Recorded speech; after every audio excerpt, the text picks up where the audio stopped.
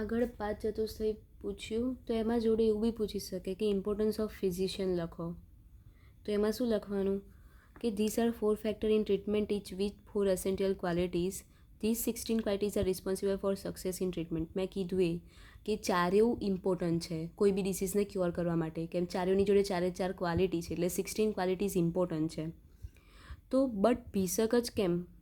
તો ફિઝિશિયન જ મેઇન કેમ ચારેયમાં? બિકોઝ હી ઇઝ વિજ્ઞાતા, એટલે કે એની જોડે સ્પેશિયલ નોલેજ છે મેડિસિન માટેનું. પછી શાસિતા એટલે કે has manage quality, A quality manage કરી શકે છે. અને યોગતા એટલે કે knowledge of administration in proper way, કે એને પ્રોપર વેમાં કેમની લેવી એનું એની જો નોલેજ છે. શ્લોક નથી કહેવાનો પણ ઇમ્પોર્ટન્સ ઓફ ફિઝિશિયન આવ્યું કે એક્સપ્લેન 5 ચતુર્થઈ એન્ડ ઇમ્પોર્ટન્સ ઓફ ફિઝિશિયન. તો આ લખવાનું છે, આ 3 વર્ડ આવવા જોઈએ. વિજ્ઞાતા, શાસિતા અને યોગતા. વિજ્ઞાતા એટલે એની જો મેડિસિનનું નોલેજ છે, શાસિતા એટલે એની જો મેનેજમેન્ટ ક્વોલિટી છે, મેનેજ કરવાનું ક્વોલિટી મેનેજ કરવાની તાકાત છે, અને પ્રોપર વેમાં લેવાનું નોલેજ છે. આ 3 વર્ડ લખવાના છે. પછી છે કે 3 smile regarding the position of physician. તેમાં થોડા એક્ઝામ્પલ આપેલા છે, કમ્પેર કર્યું છે કે જેમ પત્ર, વેસર એટલે કે કોઈ પાત્ર, ફ્યુલ અને ફાયર એના લીધે કોઈ ખાવા આપણે ના બનાવી શકીએ, બરાબર. ગેસના લીધે ગેસ, પછી કોઈ વાસણ અને એને ચલાવનાર માટેની ઇલેક્ટ્રિસિટી, એના વગર આપણે ખાવા ના બનાવી શકીએ. એવી જ રીતે કોઈ ફેવરેબલ ભૂમિ એટલે કે કોઈ જગ્યા કમ્પ્લીટ. પછી જમ્મુ એટલે કે આર્મી અને બધા શસ્ત્ર. જો આપણી જોડે સારી જગ્યા નહીં હોય, શસ્ત્રો નહીં હોય અને લડવા માટે માણસો નહીં હોય અને માણસો માટે શસ્ત્ર, તો કોઈ બી રાજા એ વોર નહીં જીતી શકે. એ જ રીતે આપણી જોડે પોટ હશે, માટી નહીં હોય, સ્ટીક નહીં હોય, પોટ બનાવવા માટે માટી, સ્ટીક અને વ્હીલ નહીં હોય, તો કોઈ એક કુંભાર એ ઘડો નહીં બનાવી શકે.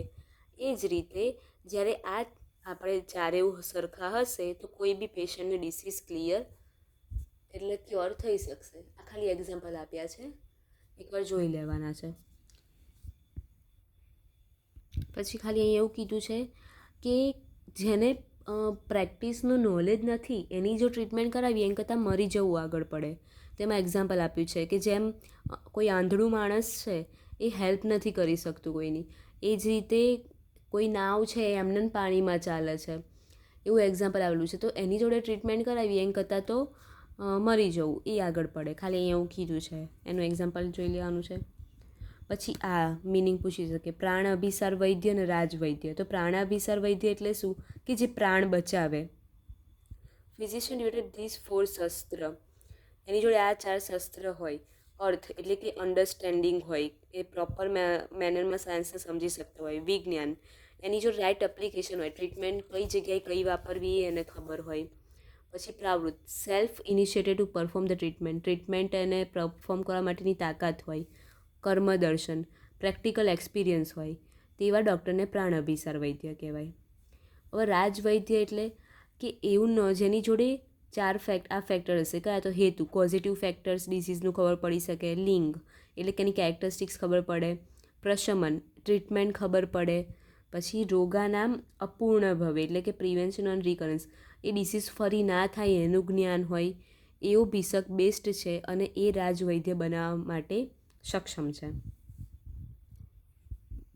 પછી એક આ પૂછે છે વાયવા માટે, અથવા તો 2 માર્ક્સમાં 5 માર્ક્સમાં ડિસ્ટ્રીબ્યુશન કરે એમાં પૂછી શકે કે 6 ક્વોલિટી ઓફ વૈદ્ય. તો આ શ્લોક કરવાનો છે. વિદ્યા, વિતર્કો, વિજ્ઞાન નામ જ છે. વિદ્યા નોલેજ ઓફ આયુર્વેદા. વિતર્કો એટલે ક્રિટિકલ એપ્રોચ અથવા તો એનાલિટિકલ માઇન્ડ એનું શાર્પ હોય. વિજ્ઞાન એટલે સ્પેશિયલ નોલેજ હોય. પછી સ્મૃતિ, તત્પરતા એટલે ગુડ મેમરી હોય. તત્પરતા એટલે ડેડિકેશન હોય કોઈ બી ડિસીઝને ક્યોર કરવાનું, કે ના હું આ કરીશ એમ. ક્રિયા એટલે કે પ્રેક્ટિકલ નોલેજ. તો આ પહેલી લાઈન કરવાની છે. તો એમાં 6 નામ આવી ગયા, 6 નામ યાદ રાખવાના છે. યશ્ય એટલે સડગુણા તસ્ય ન સાધ્યમતી વર્તતે.